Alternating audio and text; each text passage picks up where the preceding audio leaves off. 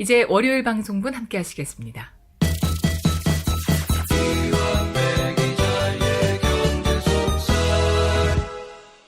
민중의 소리 이완배 기자 만나겠습니다. 이완배 기자님. 네, 안녕하십니까? 네, 모처럼 월요일 월요경제학 함께하겠습니다. 네, 오늘은 러시아 출신의 학자 표트르 크로포트킨이라는 사람을 만나보려고 합니다. 예. 그런데 이 크로포트킨은 여러 면에서 경제학도인 저에게 많은 영감을 준 제가 굉장히 존경하는 학자인데요. 이 학자를 경제학자라고 소개할 수 있느냐? 그렇진 않아요. 크로포트킨은 어떤 문헌을 찾아봐도 경제학자라고 불리지는 않습니다. 굳이 따지면 지리학자로 많이 분류가 되는 것 같더라고요. 예. 그런데 왜 월요경제학 시간에 엉뚱하게 지리학자를 소개하냐면 이 지리학자가 세상에서 가장 원칙적인 아나키스트, 무정부주의자였고요. 자본주의를 날카로운 시선으로 비판을 했고요. 인간적으로 굉장히 존경할 만한 사람이기 때문에 그렇습니다. 지금부터 잠깐 이 크로포트킨이라는 사람의 생애에 대해서 말씀을 드릴 텐데 예. 생애가 무시무시합니다. 이 사람의 별명이 아나키스트의 대공, 무정부주의자의 대공이라고 불렸던 사람이고요. 삶도 엄청나게 과격하게 느껴져요. 글만 보면요. 이게 그 대부분 무정부주의자들이 정부 자체를 부정하니까 과격한 삶을 살 수밖에 없습니다. 정부를 부정하는데 정부로부터 탄압을 안 받을 리가 없죠. 그러다 보니까 사람들의 투쟁도 과격해지고 그래서 많은 분들이 오해하시는 게 아나키스트 하면 세상에서 둘도 없는 과격한 테러리스트, 피도 눈물도 없는 놈들 이럴 거라고 생각들을 많이 하세요. 그런데 천만의 말씀입니다. 아나키스트, 무정부주의자라는 건 정부가 없는 세상을 꿈꾸는 사람들입니다. 근데 이게 어떻게 가능하겠습니까? 도무지 상상이 잘 안 되죠. 고대 노예제 이후에 우리 인류는 항상 국가라는 통치 기반을 갖고 있었습니다. 정부가 없었던 때가 없었잖아요. 그런데 아나키스트들은 정부가 없는 세상을 꿈꿉니다. 이게 이 사람들이 지독한 휴머니스트이기 때문에 그런 겁니다. 그러니까 아나키스트들은 대부분 인간을 믿는 사람들입니다. 그래서 국가가 지배하지 않아도 인간은 충분히 서로 돕고 잘 살 수 있다라고 생각을 하는 겁니다. 네, 농담이면서 진담인 게 박근혜 정부 거치면서 우리나라의 아나키스트가 폭증했습니다. 그렇죠. 그런 겁니다. 네, 그런 겁니다. 예.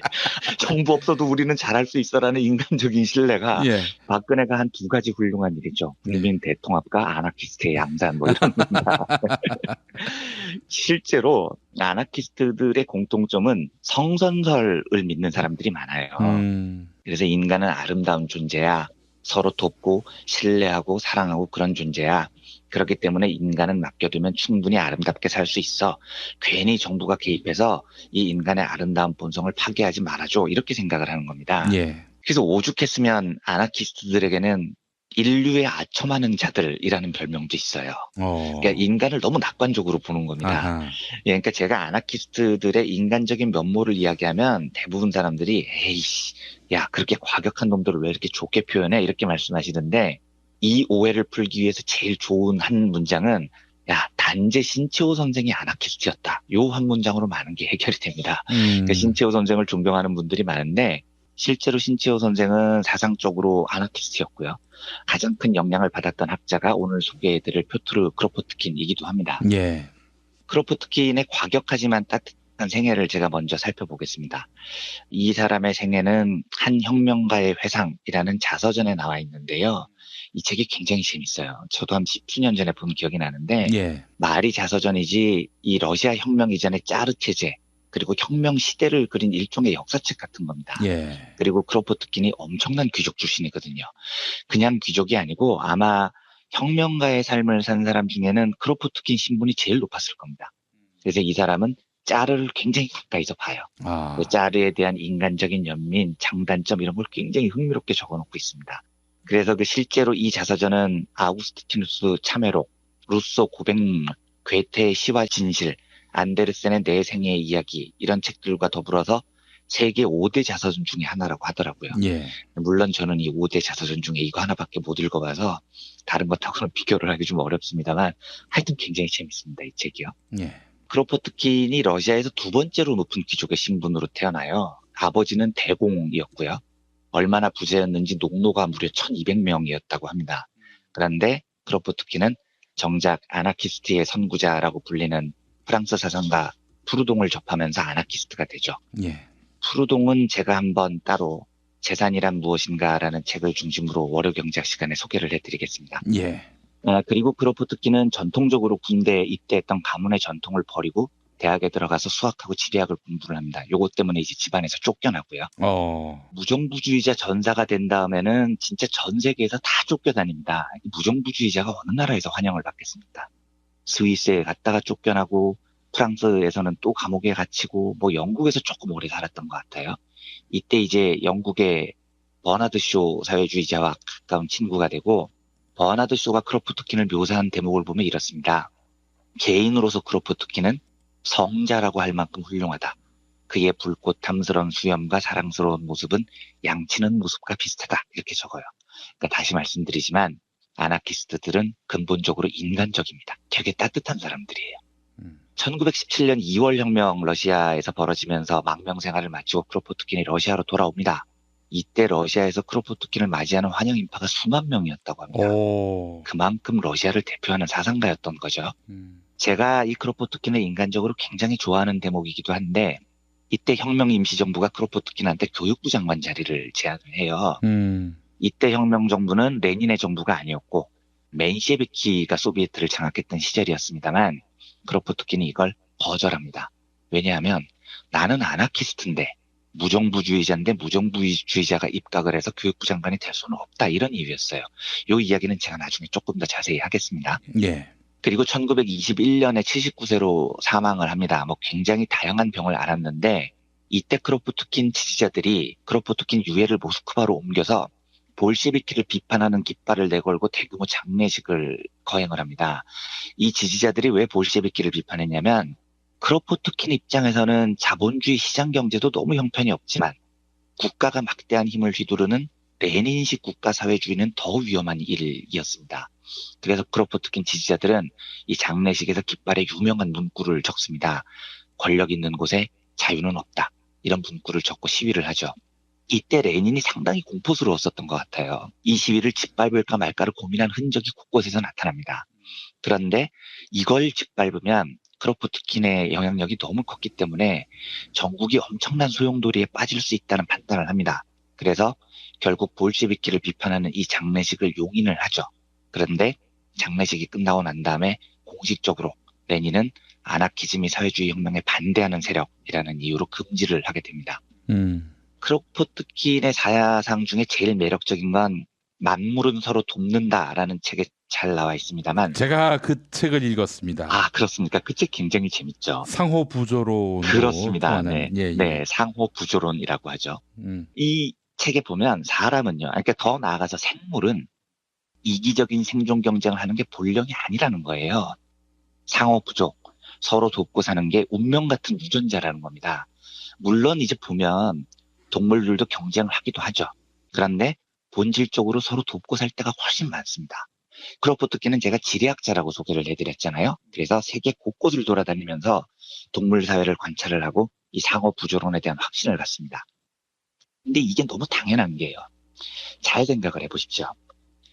동물 중에 인간은 유일하게 축적이라는 걸 하는 동물입니다. 축적. 예. 그런데 어떤 동물도요, 먹을 것이나 재산을 축적하는 동물이 있습니까? 그러니까 축적은 저축하고는 또 다른 개념이에요. 개미들이 하는 건 저축이죠. 미래를 대비해서 우리가 먹을 만큼만 저축을 하는 겁니다. 그런데 이게 아니고요. 평생을 먹고 살 만큼 재산이 충분한데도 돈을 더 모읍니다. 이게 바로 자본의 본령인 축적이라는 것의 특성입니다. 그런데 지구상 어떤 동물도 이런 축적을 하는 동물이 없어요. 인간 말고는요. 또 한 가지요. 지구상 어떤 동물이 주변 동료를 죽여가면서 자기의 삶을 도모합니까? 하다못해 꿀벌이나 개미도 서로를 돕고 살죠. 코끼리들은 모여 사는 모습 보십시오. 코끼리가 진흙 같은 곳에 빠지면 그거 빼주려고 엄청 도와줍니다. 원숭이 연구 사례는 제가 프란스 드발의 공감 능력을 소개하면서 말씀드렸지만 원숭이는 내가 아무리 배가 고파도 옆 동료 원숭이가 고통을 받으면 자기의 배고픔을 참습니다. 버팔로, 들소떼 이런 무리를 보면 사자가 한번 거기 잘못 덤벼들면 박살이 나죠. 왜냐하면 서로 돕기 때문입니다. 야, 저기 있는 놈 죽이고 우리는 살자. 사자는 배부르면 안 잡아먹이니까 저기 제일 느린 저 자식 죽이고 우리는 평안하게 살자. 이러지 않는다고요. 들소떼들은요. 예. 협심을 해서 사자와 싸웁니다. 그러니까 크로포트킨이 아무리 살펴봐도 동물의 세계는 그런 상호 부조 속에서 살아왔고요. 예. 이 상호 부조가 종족을 보존하고 번성시키는 동력이 됐다는 겁니다. 그래서 크로포트키는 개별적인 투쟁을 최소화하고 협동을 최고로 발전시킨 동물만이 수적으로 우세해진다고 봅니다. 예. 그리고 번성하죠. 앞으로 더욱 발전할 가능성도 있습니다. 사회를 구성해서 사회를 지키려고 노력하면 협동하는 동물의 지적 능력이 더 발전한다는 것도 발견합니다. 인간도 마찬가지지만 동물이 소사이어티, 사회를 형성해서 유지하려면은 자기만 생각해서는 안 됩니다. 남을 생각해야 돼요. 예. 그러면 생각할 것이 최소 2배 이상으로 늘어납니다. 나만 생각하면 하나만 생각하면 충분한데 사회를 생각하면 배려하는 법을 배워야 됩니다. 소통하는 방법을 배워야 되죠. 당연히 이런 고민을 하면 지적 능력이 더 발달하게 되는 겁니다. 예. 크로포트키는 이걸 인류 사회에도 적용을 하는데요. 인류 문화가 전성기를 누린 시기를 보면 대부분 연합, 공동체, 함께 사는 세상이 최고조로 발달했을 때입니다. 이제 중세 도시, 고대 그리스 도시 이런 곳이죠. 이런 곳 보면 길드, 씨족, 상어부조, 도시공동체, 촌락공동체 이런 식으로 연대, 연합, 부조, 배려 이런 게 굉장히 발달했을 때 예. 문화적으로도 지적 능력이 인류가 충만해집니다. 종교도 가만히 보면요. 예. 역사적으로 종교가 지배계급과 국가와 결탁하기 전에는요. 종교가 생겨날 때 모습은 다 공동체를 기반으로 합니다. 그렇죠.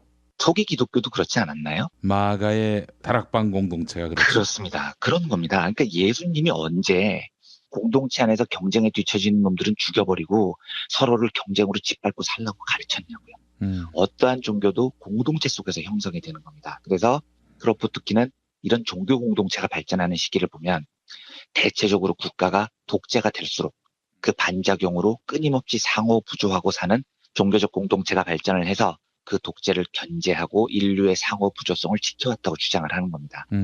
심지어 이게 발전에 도움이 될 뿐만 아니고요. 크로포트키는 이렇게 돕고 살 때 인류가 훨씬 행복하다는 사실도 발견을 합니다. 맞습니다. 예, 아무리 봐도 이건 너무 일리가 있는 주장인 거죠. 너무 상식적이게도 인류는 서로 돕고 배려할 때 지적으로 발전하고 행복한 겁니다. 경쟁으로 누구를 죽일 때 발전하고 행복한 게 아니고요. 여담입니다만 저는 이제 진보 진영으로 불리는 영역에서는 개량주의자라는 비판을 굉장히 많이 받아요. 예, 저 또한 제가 개량주의자임을 인정합니다. 그러니까 저를 만약에 진보 진영의 일원으로 봐준다면요. 저는 그 중에서 제일 오른쪽에 있는 사람일 거예요. 근데 제가 왜 이렇게 그 좌파 진영에서 맨 오른쪽 끝에 있으려고 노력을 하냐면 저는 이렇게 생각을 해요. 물론 크로포트키는 아나키즘에 동의를 하진 않습니다. 저는 무정부주의자는 아니니까요. 근데 우리가 꿈꾸는 세상이 정의로운 세상이라면 저는 그 정의로운 세상이 강력한 권력을 통해서 올 것 같지가 않은 거예요. 그러니까 저는 국가사회주의자가 아니라고 말씀을 드린 적이 있는데 예. 저는 우리가 꿈꾸는 세상이 한 번의 엄청난 혁명과 숙청, 정치 권력의 교체, 소수의 선각자적인 지도자들의 막강한 통제력 이런 걸 가지고 만들어질 것 같지가 않습니다. 예, 예. 저는 이미 그게 실패한 실험이라고 생각을 합니다. 그러니까 자유주의자들이 주장하는 것처럼 시장에 의존을 하고 경쟁을 활성화하는 게 세상을 더 낫게 만든다는 소리는 당연히 개소리죠.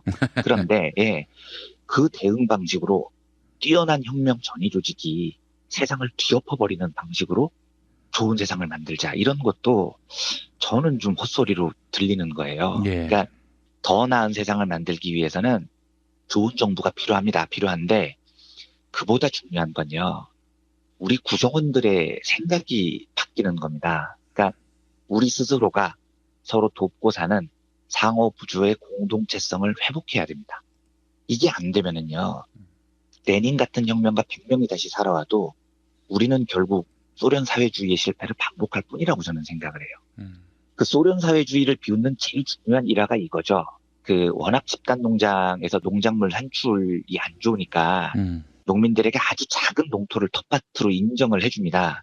그래서 그 텃밭에서 난 농작물은 네 소유다라고 인정을 해줬더니 텃밭에서 나오는 산출량이 공동농장의 몇 배가 됐다는 거거든요. 이런 현상이 생기니까 이제 자유주의자들이 사회주의를 엄청나게 비웃습니다. 봐라, 인간은 이기적이다. 텃밭에서 생산량이 훨씬 좋은 거다. 그걸 국가가 사회주의적으로 통제를 하니까 나라가 개판이 되지 라고 주장을 합니다. 근데 저는 어떤 생각이냐면 물론 그런 면도 있어요. 인간에게는 이기적인 성격도 있습니다. 그런데 인간에게는 상호부조, 협동의 성격도 있는 겁니다. 중요한 건요. 그게 자발적으로 꼽힐 수 있도록 배려를 해야 되고요. 이게 중요한데 기다릴 줄 알아야 됩니다. 그러니까 문화를 바꾸고 교육을 바꾸고 이러면서 사회의 풍토를 상호부조로 바꾸려면요. 예. 시간이 걸려요. 그리고 그걸 기다려야 됩니다. 우리가 경쟁을 제외가치로 사는 자본주의 세상에서 인간은 남을 짓밟아야 발전한다고 교육을 받은 시간이 무려 300년이라고요. 그렇다면 그걸 바꾸기 위해서는 우리는 또 그만큼 노력을 하고 시간을 들여야 됩니다. 그런데 그럴 시간이 없다고 생각하면요. 조급해지면요. 국가사회주의가 솔깃해지죠. 야, 한 번에 바꾸자. 혁명하자. 한꺼번에 다 뒤집자. 그런데 막상 하려고 하면요. 사람들이 잘 안 도와주는 거죠. 예. 텃밭에서 생산량이 훨씬 더 좋은 겁니다. 에이, 이러면 민주주의 포기하고 독재로 가자. 소수의 뛰어난 혁명가들이 세상을 지도하자. 이렇게 돼버립니다. 예. 그리고 우리가 역사 속에서 확인했듯이 민주주의를 거부한 어떤 국가사회주의도 살아남지 못합니다. 그래서 기다림과 인내가 필요합니다. 한꺼번에 다 바꿀 수 있으면 좋겠지만요. 인류 역사상 자본주의 300년의 경쟁 시스템을 변화하는 데에는 정치 권력의 변화뿐 아니고요. 예. 문화, 교육, 사회 모든 면에서 차근차근히 바뀌어가고 시간이 필요하다는 겁니다. 한 가지만 더요. 크로포트킨이 저한테 남긴 가장 큰 영감 중에 하나는 이제 이 사람은 자본주의와 국가사회주의를 모두 신랄하게 비판했던 사람인데요. 저는 이 사람에게서 헌신, 언행일치 이런 단어를 봅니다. 그러니까 크로포트킨은 자신이 인류의 상호부조를 믿었던 사람이었죠. 그렇기 때문에 정말로 자기를 헌신적으로 상호부조의 바닷속에 던집니다. 한 혁명가의 회상 자서전 서문에 보면 게오르크 브란데스라는 사람이 크로포트킨에 대해서 이렇게 평가를 합니다. 이 사람보다 청렴하고 인류를 사랑한 사람은 없었다. 이렇게 평가를 해요. 그러니까 이 사람은 평생 희생하고 헌신을 하면서 삽니다. 그런데 특이한 건 한 번도 남에게 희생을 하라고 강요를 안 해요. 이게 좀 낭만적으로 들리실지는 모르겠지만 저는 혁명가는 이래야 된다고 생각합니다. 내가 믿는 사상을 다른 사람이 믿기를 원한다면 헌신적이어야 해요. 그리고 내 이익을 챙기는 생각을 하면서 내 사상이 남들에게 전달되기를 원한다면 그 사상은 전달되지 않습니다. 때로는요, 인류는 동물은 내가 좀 손해보더라도 내 동료를 살리고 쓰러진 동료를 일으켜준다. 이게 크로포트킨의 상호부조 사상이거든요. 그러면 그 사상을 믿는 사람은 스스로가 내 동료를 살리고 쓰러진 내 동료를 일으켜야 됩니다. 그걸 하지 않으면 안 되는 거죠. 예를 들어서요. 누군가가 교육개혁을 원해요. 그런데 교육개혁을 원하면서 자기 자식은 특목고에 보냅니다. 이러면 그 사람의 진정성을 믿을 수 있겠습니까? 누군가가 상호부조와 비경쟁, 연대의 세상을 믿는다고 이야기를 합니다. 그런데 그 사람이 갑자기 어느 날 재벌 대기업의 스카우트가 됩니다. 수억 원을 받고요. 이러면 그 사람들이 주장했던 연대의 사상을 세상이 믿을 수 있겠습니까? 그러니까 저는 자신의 사상이 내 생각이 다른 사람에게 전해지기를 원한다면 그 개인은 언행일치하고 헌신해야 된다고 굳게 믿습니다. 이게 왜 중요하냐면요. 그 정도의 헌신과 언행일치에 자신이 없으면 조금 잔인하게 들릴 수 있겠지만 사상을 떠들어서는 안 돼요. 그렇지 않으면 사람들이 그 사상을 믿지 않는 건 물론이고요. 그 사상 자체를 비웃게 됩니다. 차라리 아무 말도 안 했으면 그냥 모르고 넘어가는데 말로는 연대를 떠들고 협동과 연대가 올바른 세상이라고 막 말을 하면서 스스로의 삶이 이율배반적이면 보는 사람들이 질려버리는 거죠. 쟤들 뭐야, 입만 살았네, 이렇게 돼버리는 겁니다. 그러니까 엄격한 기준으로 들리실 수 있겠지만 크로포트킨은 아나키스트였고요. 그런데 교육부 장관 자리가 제안이 오니까 거절했습니다. 언행이 일치했던 거죠. 그렇기 때문에 이 사람에 대한 사상에 신뢰가 더해지는 겁니다. 상호부조를 하면서 크로포트킨은 주장하면서 항상 자기의 삶을 희생했습니다. 그리고 남에게 희생을 강요하지 않았어요. 그래서 이 사람의 사상에 더 큰 신뢰가 얹히는 겁니다. 길게 이야기를 드렸습니다만 우리가 보다 나은 협동과 연대의 세상을 만들기 위하고 그걸 원한다면 저는 개개인 스스로가 변해 나가려는 노력이 반드시 필요하다고 생각을 합니다. 예. 그게 저는 민주시민의 책무라고 믿어요. 우리가 스스로 변하지 않으면, 민중들이 변하지 않으면 아무리 좋은 정부가 들어서도 세상은 바뀌지 않습니다. 음, 그러니까 우리 스스로가 주위를 향한 따뜻한 시선, 기꺼이 약자들을 위해서 나를 희생할 수 있는 용기, 또 그 본성을 발전시켜 나가고 서로를 격려하고 그러면서 우리 스스로가 변해 나갈 때 국가기관이나 정치 권력이 우리를 바꾸는 게 아니고요. 우리 스스로가 그렇게 변해 나갈 때 저는 300년 동안 우리를 지배해온 경쟁의 자본주의를 극복할 새로운 세상이 올 거라고 믿습니다. 그런 생각에서 오늘 표트르 크로포트킨의 헌신적 언행일치가 생각이 나서 우리가 한번 돌아봤으면 하는 생각이 들어서 오늘 월요경제학 시간으로 소개를 해드렸습니다. 아 정말 좋은 권력자 세우는 것도 필요하지만은 시민들이 생각이 안 바뀌고 또 시민들이 선거 때만 나의 역할이 있다라고 생각하면은 무슨 의미가 있겠나 하는 생각도 들고요. 이 무정부주의자였군요. 그러니까 상호부조론을 이야기할 수밖에 없겠다 하는 생각도 들고, 이거 뭐 무정부주의자라고 하면은 뭐 굉장히 그 과격한 걸로 알지만 그렇게 보이죠. 네. 그 대표적으로 이메이진이라는 노래 있지 않습니까? 비틀스의 멤버였던 존 레논의 노래. 여기서도 정부가 없는 세상을 꿈꿔봐, 나라가 없는 세상을 꿈꿔봐, 이거였나요? 여하간 그런 무정부의 세상을 한번 꿈꿔보라는 이야기. 예, 이런 꿈을 꿀 수 있다는 것도 사실은 진보의 힘 아니겠습니까? 그렇습니다. 인간에 대한 믿음이 깔려있는, 휴머니즘이 깔려있는 그런 세상을 꿈꾸는 거죠. 그게 올지 안 올지 저는 약간 확신이 덜합니다만 꿈은 꿔볼 수 있는 거 아니겠습니까? 예. 우리 인간이 서로 돕고 협력하고 신뢰하면서 살아갈 수 있다는 꿈 정도는 저는 얼마든지 꿀 수 있다고 생각을 합니다. 나라가 없어서는 안 되겠지만은 저는 적어도 수없이 많은 마을 공동체가 네, 예. 무정부주의의 그 정신을 잘 살린 그런 공동체로 갖고 그 공동체 그 알알이 모여서 그렇습니다. 네. 실제로 크로포트킨이 꿈꿨던 세상도 세상을 지배하는 단위를 이제 꼬민이라고 부르는데 그 마을 공동체 같은 겁니다. 거기서부터 시작을 하는 거죠.